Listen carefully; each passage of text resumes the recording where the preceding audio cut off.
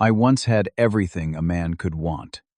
A beautiful wife, Amanda, our first baby on the way, a career that made me proud, and a family I thought would always have my back. Then Jessica, my coworker, destroyed it all with a lie so convincing that my own flesh and blood beat me bloody in our family home. They chose a stranger's word over mine, and I lost everything. Before I continue this painful journey, I'd love to know where you're watching from today. Take a second to hit that like button and subscribe if false accusations have ever turned your life upside down. My life was picture perfect before it all came crashing down. At 32, I had built exactly the life I had always dreamed about. I had worked my way up to senior financial analyst at Morgan Stanley, after years of dedication and late nights. The corner office with a view of downtown was my reward for countless hours of overtime and strategic career moves. But my real pride was my marriage to Amanda. We met during junior year of college, when she literally ran into me at the library, sending both our books flying across the polished floor. That awkward collision turned into coffee, which became dinner, which blossomed into a love story spanning 5 wonderful years of marriage. She was everything I ever wanted in a partner. Kind, supportive, with a laugh that could brighten even my most stressful days at the firm. When she showed me the positive pregnancy test 3 months earlier, I felt my world expand with possibilities. We spent weekends preparing the nursery in our suburban 3-bedroom home.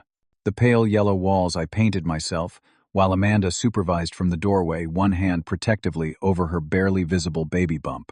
We had already started collecting tiny clothes and debating names, though we were saving the gender reveal for the following month. Sundays were reserved for family dinner at my parents' colonial-style house across town.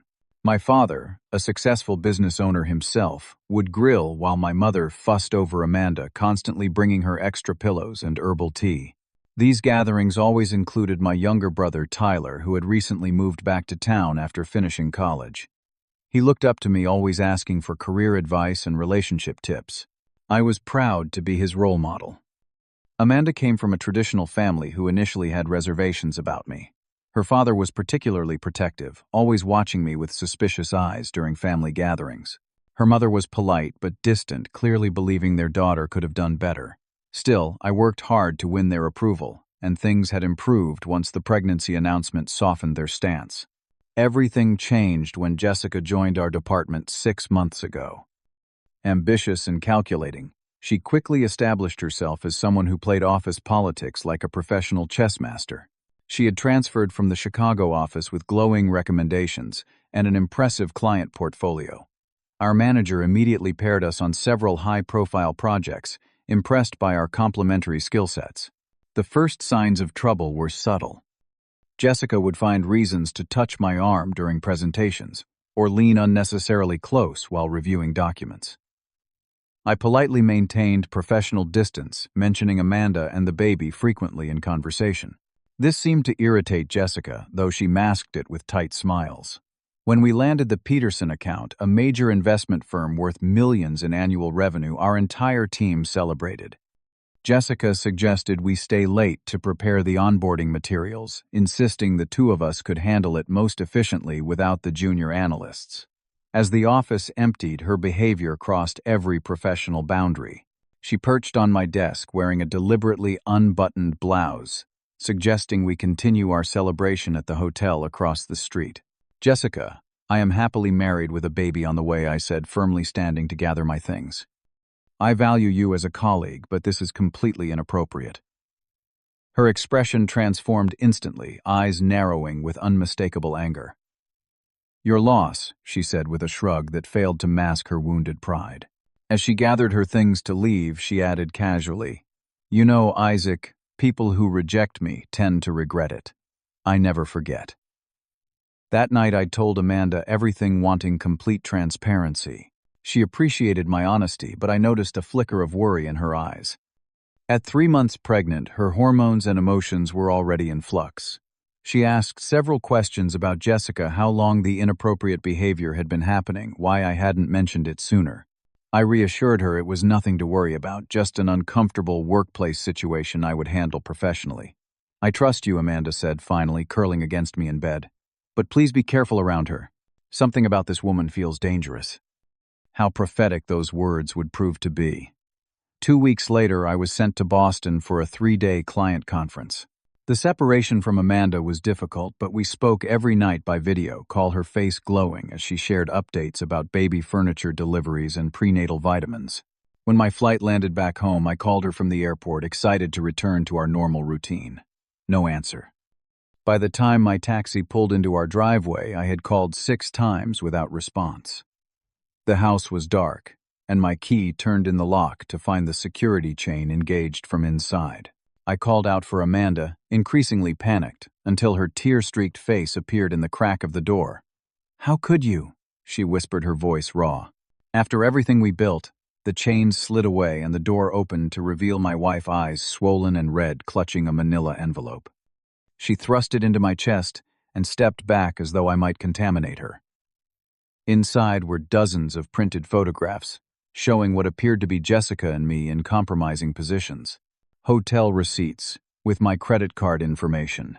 Screenshots of text messages I had supposedly sent, declaring my love, and detailing explicit encounters. All of it fabricated. All of it expertly manipulated to appear authentic. "Amanda, none of this is real," I said, my voice steady despite the ice forming in my veins. "These photos are doctored. I have never touched this woman. You know me. Do I?" She backed away, one protective hand on her stomach. Because the Isaac I thought I knew wouldn't have a secret email account. Wouldn't book hotel rooms on business trips for afternoon meetups. Wouldn't tell another woman that his wife doesn't understand him like she does. I tried to explain how easily digital evidence could be manipulated. How the hotel timestamps coincided with legitimate business meetings I could prove I attended. How the writing style in those supposed texts sounded nothing like me. But Amanda had already made up her mind. "I am staying with my parents until you move your things out," she said, voice trembling. "My father will contact you about the house and finances." That night I sat alone in our bedroom, surrounded by the half-finished nursery preparations, certain that once the shock wore off, reason would prevail. The truth was on my side. That had to count for something.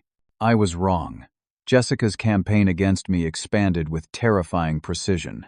She spread strategic rumors throughout different departments, painting me as a serial office predator who had finally been caught. Anonymous texts with additional fabricated evidence found their way to family members. Fake email accounts appearing to come from me showed up in colleagues' inboxes containing messages that made me sound obsessive and unstable. The most public humiliation came when Jessica created a scene in the company cafeteria. I was eating lunch alone, already isolated as coworkers had begun avoiding me.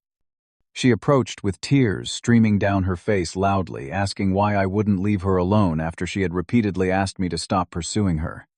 Heads turned, phones recorded. By afternoon, Human Resources called me in for a meeting where Jessica presented as the traumatized victim of my supposed harassment. 3 days after Amanda locked me out, I received a text from my father demanding I come to their house immediately for a family discussion.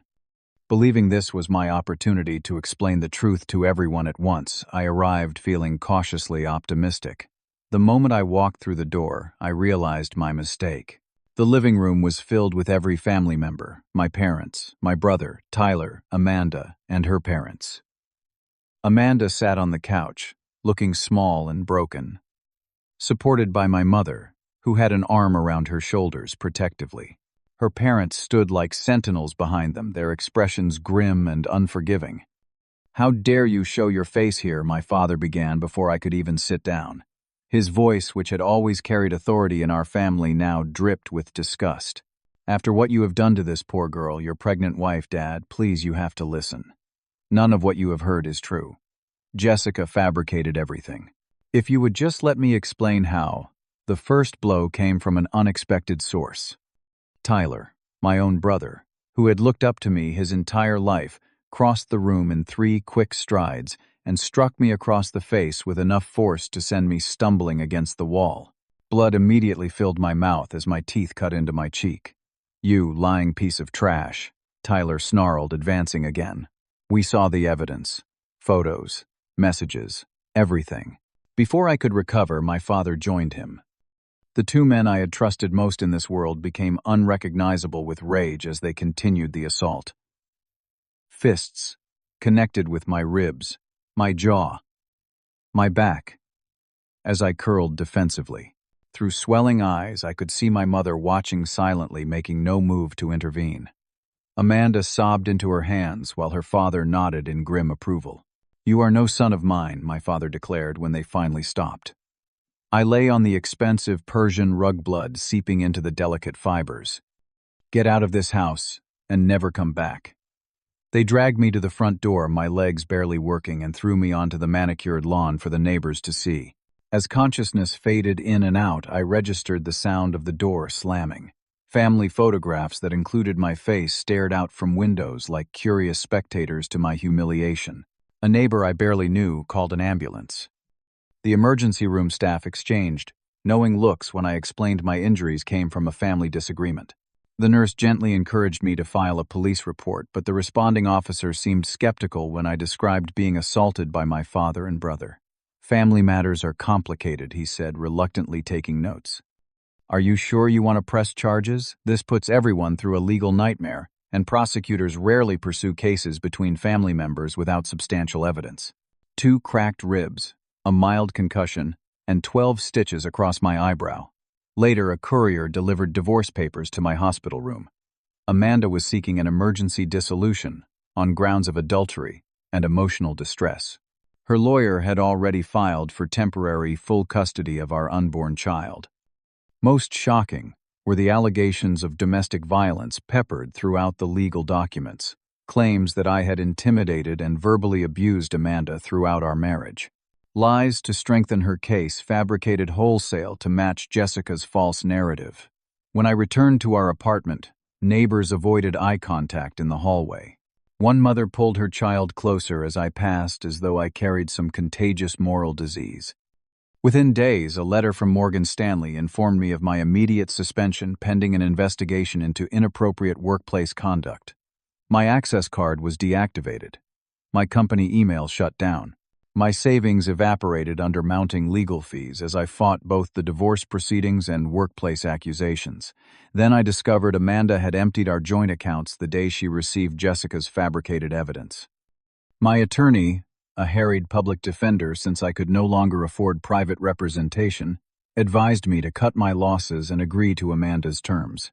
Friends disappeared, choosing sides based on the salacious rumors rather than years of demonstrated character. Jessica continued her manipulative campaign at work, now playing the role of reluctant whistleblower who just wanted to protect other women. Her performance was convincing enough that the company terminated me within weeks, citing a pattern of inappropriate behavior despite my spotless 10-year record. Every attempt to contact Amanda through mutual friends was rebuffed. Then I learned she had moved in with my parents, the ultimate betrayal. They had opened their home to her, while treating their own son as dead. In my darkest moments alone in an apartment I could no longer afford, surrounded by baby items we would never use together, I contemplated ending it all. The complete abandonment by everyone I loved left me hollowed out, a ghost still foolishly haunting the ruins of my former life. The final eviction notice came as no surprise. With no income and depleted savings, I relocated to a roadside motel that rented rooms by the week. The walls were thin enough to hear every argument and intimate moment from adjoining rooms. The carpet smelled of decades of spilled beer and cigarettes, but it was shelter, a base from which to rebuild if I could find the strength.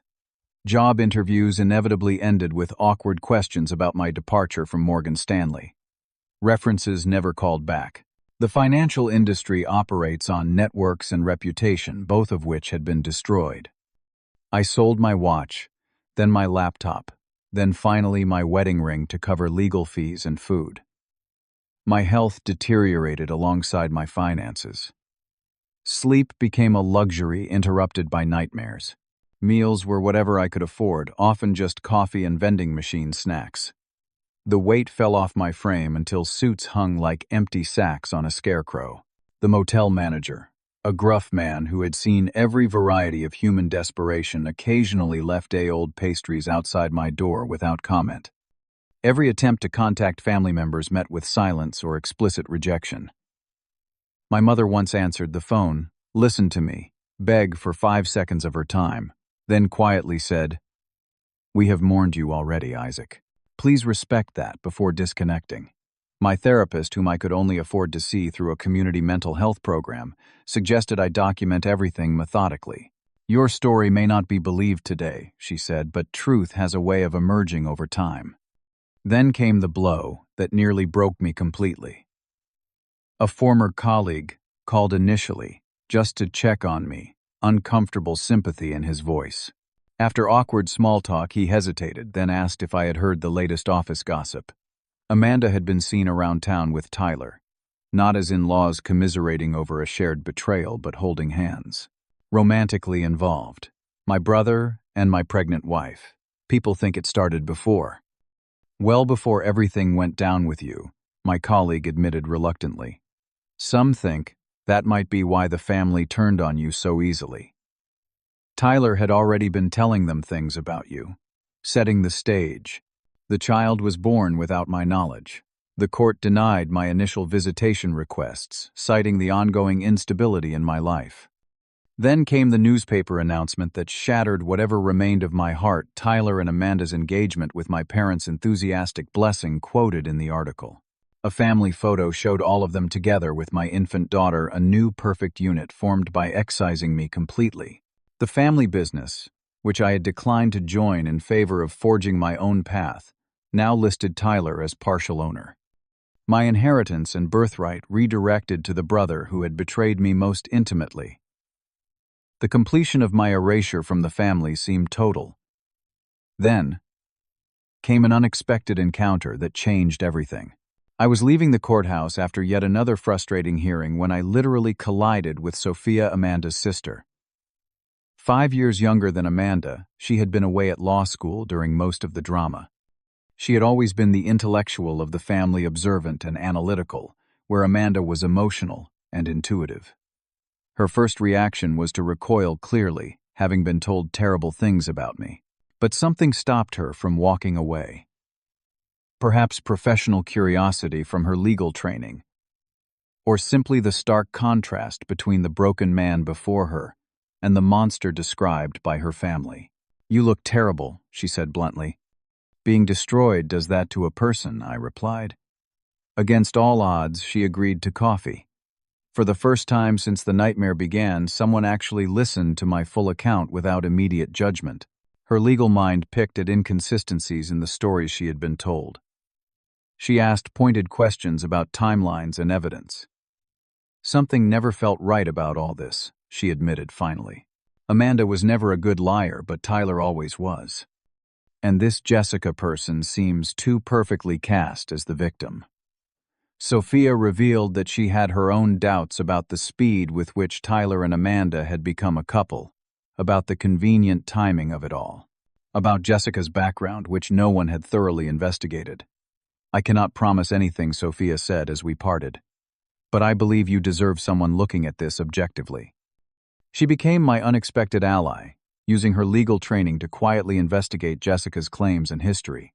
Within weeks, she connected me with an experienced attorney who took my case on contingency, seeing the potential for eventual justice. We developed a strategy to focus on one legal battle at a time, first securing visitation rights to my daughter, then challenging the workplace termination, finally exposing Jessica's elaborate deception.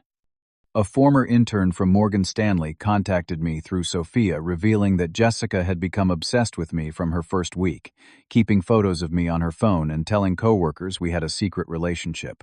An IT specialist friend of Sophia's examined the digital evidence, identifying clear markers of manipulation in the supposedly damning photographs and messages.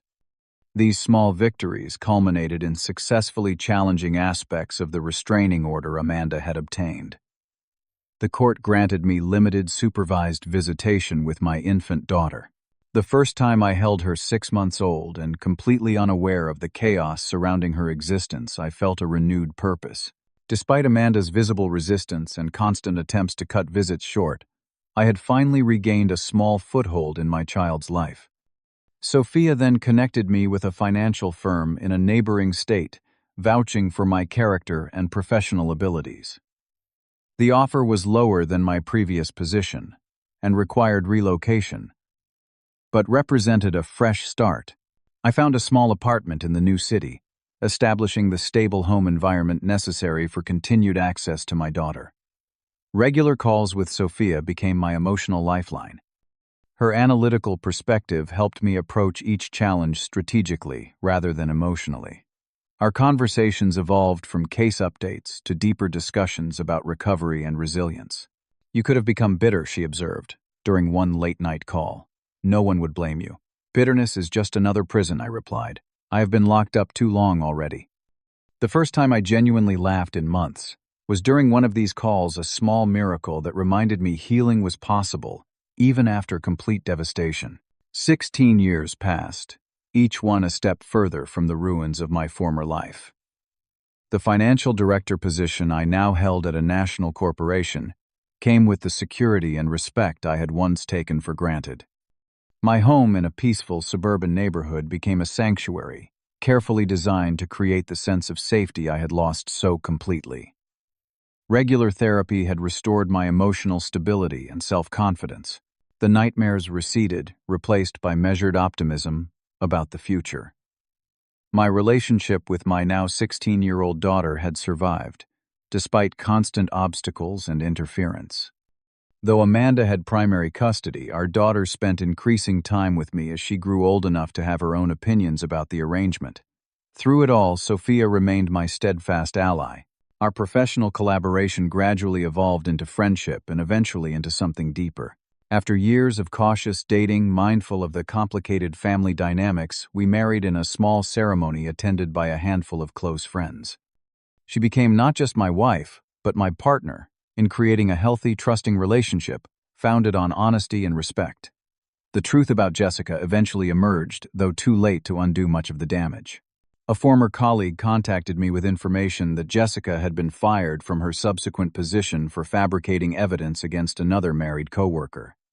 During the company's investigation, she confessed to a pattern of similar behavior, including the elaborate scheme against me years earlier. This documentation provided some vindication, though it could never restore the years lost. Amanda and Tyler's relationship had collapsed under the weight of its toxic foundation. Their bitter divorce played out in the same courthouse where they had once testified against me. The family business struggled after a series of poor decisions by Tyler, whose leadership lacked the financial acumen that had once been my contribution to family discussions. My parents made reluctant overtures via email, their apologies too little and far too late. "We made a terrible mistake," my father wrote after nearly a decade of silence. "We chose the wrong son." I did not respond. Some bridges once burned cannot be rebuilt on the same foundations. The most meaningful reconciliation came when my daughter reached out independently at 16. Tired of the conflicting narratives about her father, she requested a meeting at a neutral location to form her own opinions. Our first conversation lasted hours, her questions direct and unflinching, her hunger for truth evident in every carefully considered response. "I never really believed what they said about you," she admitted, studying my face for the resemblance to her own. "Something always felt off about their version of events." Mom and Tyler never tell the same story twice. Building our relationship within careful boundaries became my priority. Despite her anger toward Amanda and Tyler for years of deception, I never encouraged parental alienation or used her as a weapon in old battles. "They made grave mistakes," I told her, "but they remain your family. Judge their actions, not their worth as people." The final chapter of reconciliation arrived unexpectedly when my daughter arranged a meeting with my parents and Tyler. Sophia accompanied me for support as we entered the family home for the first time in 16 years. The place looked smaller, somehow dimmer, the furniture worn and dated. My parents had aged dramatically, their confident postures replaced by the stooped shoulders of people carrying long-term regret. Tyler could barely meet my eyes, shame evident in every nervous gesture. I remained composed throughout the awkward conversation, neither seeking their approval nor offering easy absolution. There was no dramatic forgiveness scene, no tears or embraces that would make for satisfying television. Just the quiet acknowledgement of catastrophic errors in judgment and the setting of clear boundaries for limited future contact. Amanda chose not to attend, maintaining her denial even in the face of overwhelming evidence. Some people find identity in victimhood too comfortable to abandon, even when the narrative collapses around them. The contrast between the toxic dynamics of my blood relations and the healthy support system I had built with Sophia and trusted friends could not have been clearer. In that moment, I recognized how completely I had transcended the destruction they had wrought.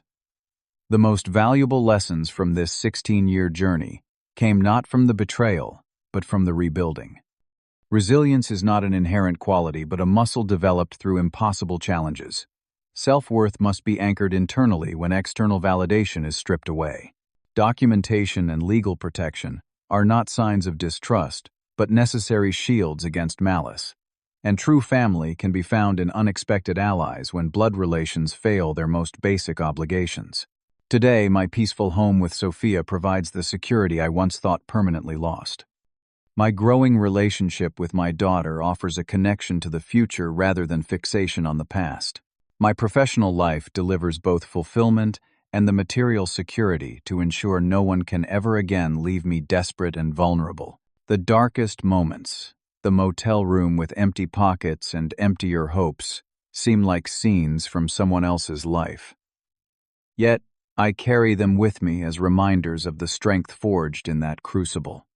Rebuilding takes far longer than destruction, but creates foundations too solid for future storms to wash away. What does loyalty really mean in a world where blood relations can turn on you with a single accusation? Where do you find the strength to trust again after such complete betrayal? I would love to hear your thoughts in the comments or below. If this story resonated with you, please consider hitting that like button and subscribing to the channel. Share with someone who might need to hear that survival is possible even after losing everything. Thank you for joining me on this journey. Remember, the truth may be delayed, but it always eventually reveals itself.